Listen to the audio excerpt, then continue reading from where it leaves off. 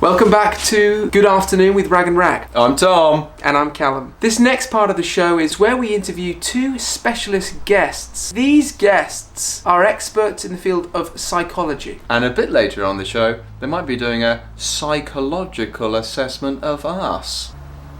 Blue skies over rolling hills. You can stand the rain. I'm ready for the break in the clouds. You can stand in the rain. I'm ready for the break in the clouds.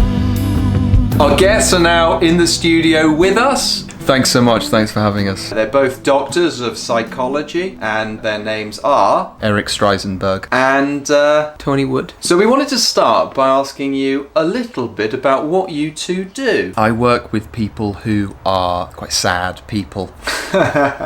So I work with them to sort of make them less sad. But I suggest exercise, a little bit of meditation. Yeah, when you put it like that. Trying to go to bed early. That's great. And what about you? I've been the head of psychology at Swansea University for about 24 months now. Wow. I live there with my husband. Am I your husband? Yes.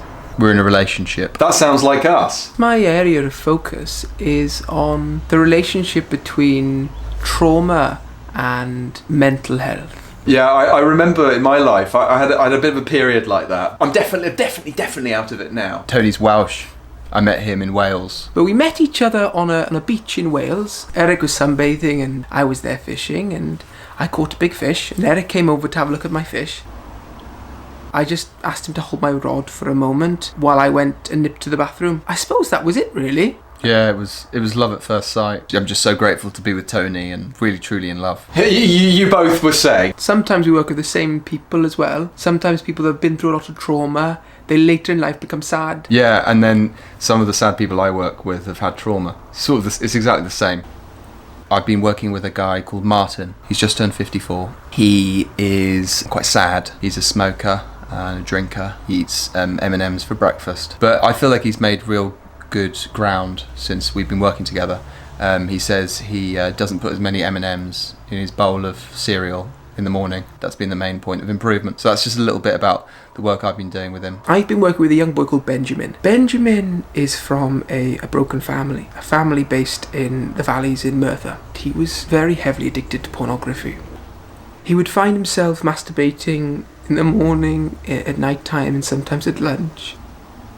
And he realised that he was actually addicted to pornography. His penis was very red and raw. Yet the GP gave him some steroid cream to use for the shaft of his penis and some ointment to use for the tip. The ointment certainly cleaned up the tip, and the steroid cream cleaned the shaft up. What we actually discovered was that Benjamin's addiction to pornography was related to his past trauma. He was actually a little lad. He was only about 4'2". He took a perch on the chair, and I had a chat with him about how he was feeling, how things were going and stuff, and he wasn't very happy. He was quite sad, so I was going to send him to Eric, but I said I'd see him first, and after I've sort of seen him, he could maybe have a couple of sessions with Eric. Benjamin started to open up to me, so we got to the bottom of things, and I obviously was very gentle with him because it was quite dramatic for him to open up to me. I made Benjamin comfortable. I found him a couple of books to sit on, which helped to raise his bottom off the chair. He had some discomfort in his penis and his shaft. I told him to stop rubbing it, and I think that helped things somewhat. Is there a fly in this room? Once he was comfortable, he started to open up to me. And what was so lovely was he started talking about his school memories. Do you think we could get in? He went to a little school called Cofton. Cofton was a lovely little school. Benjamin had a packed lunch made by his mother Betty. Betty would put in jam sandwiches and Marmite sandwiches into the lunchbox. Every single day, the Marmite sandwiches would have been eaten by his maths teacher, Randy. Now, Benjamin had never talked to anyone about this. Randy made him swear secret. After a few sessions, we got to the bottom of the trauma. We started to realise why Randy was stealing the Marmite sandwiches. We really found out why Benjamin was addicted to pornography, and it was because of this deep-rooted trauma related to his relationship with his maths teacher, Randy. Randy had been taking his Marmite sandwiches every single day for about 7 years at school. So there was only one solution to this, and I had to check my sort of psychology Bible, and it said, get them to meet. So I found out that Randy actually had an online blog about mathematics, and he had his contact details at the bottom of the page. I gave him a call. His wife picked up. I said, can I speak to Randy? And it's urgent matter, I need to speak to Randy. He answered quickly, Randy, it's Tony. Tony Wood. Explained to him that Benjamin had come in to see me. So I knew the only thing that could solve this was them to meet in person. I got them to meet at a local Starbucks, to both of them. They talk things through. Having that conversation and understanding why the other person was behaving in the way he was behaving helped Benjamin show a bit of compassion towards Randy. It completely and utterly shattered Benjamin's desire to masturbate. That's great. He's so much better. That's fantastic. He has now got a problem with his anus, but that's another issue which we're working on at the moment. We thought it might be fun, and our producers thought it might be a bit of fun if the two of you did a bit of a psychological assessment on us two. Yeah. I think we'd be more than happy to do a psychological assessment of you both. I don't know who wants to start here. Maybe I'll do Calum, and maybe Tony can do Tom. So yeah, Calum. Yeah, it's really interesting. I've been watching obviously you today, but also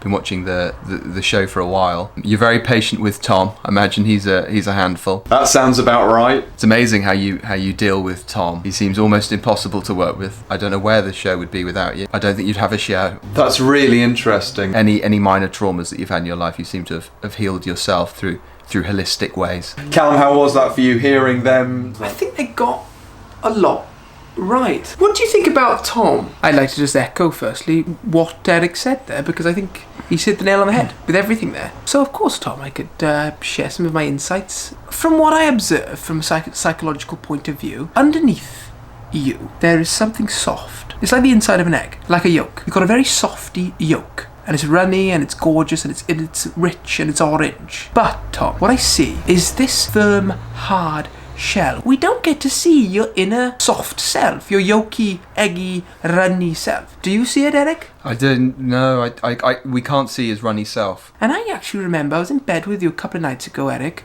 and I was talking to you about Tom. He shuts people down. His body language, his voice. And Calum, it must have been hard for you. I think Tom would really benefit from spending some time with Tony, because maybe Tom has got some trauma that he could work through with Tony. There's also, if there's any problem that you've got with your anus, you can see Tony about it. I never actually physically touched the anus. That's not my job. That's not what I get paid for. But, Tom, I can put you in contact with a relative of mine who deals primarily in ass problems, but he has been known to touch genitalia as an area. He's sort of an expert in that as well. I can put you in contact with him, absolutely no problem. He's actually coming over to ours next week for supper. It might be that Tom, that, you know, these are a lot of harsh truths you're hearing. We found it best to be honest with you. Thank you, that was really interesting. How did you find that, Tom? How was that to listen to? Yeah, that's fine. That's absolutely fine. Yeah. I thought that was a pretty fair assessment.